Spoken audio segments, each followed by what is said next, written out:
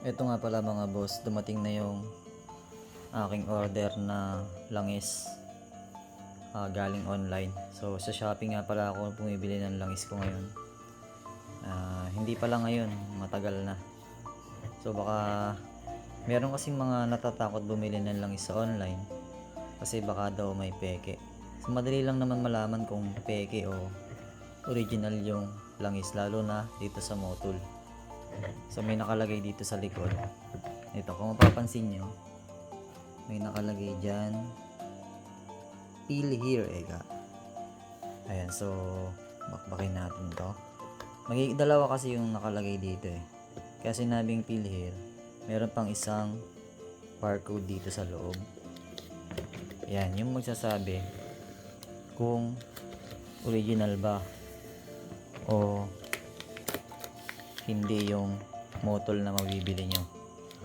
Ayan. So yung pangalawa, ito may QR code dyan. Ito. Bubuksan natin yan.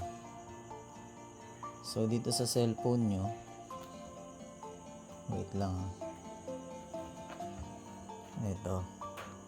So dito sa cellphone natin, may QR code yan. Ayan. So buksan natin dito. Ayan. So ayan, may lumabas na ganyan. Open in browser. Hintayin natin.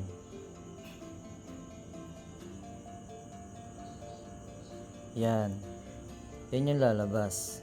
So ngayon, pagbabanggain natin kung tama ba yung langis na yan.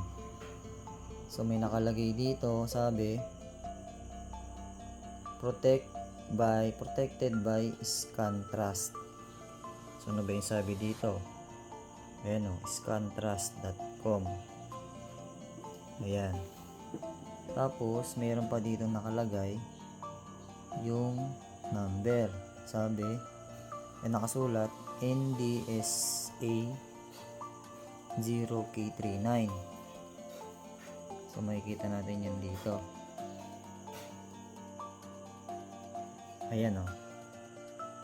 Serial number NDSA pala yun. 000K39. Ayan o. So parehas sila. Yan yan nakalagay na yan. Ayan. So yun lang guys. So legit to. Online ko lang to nabibili sa Shopee. Goods.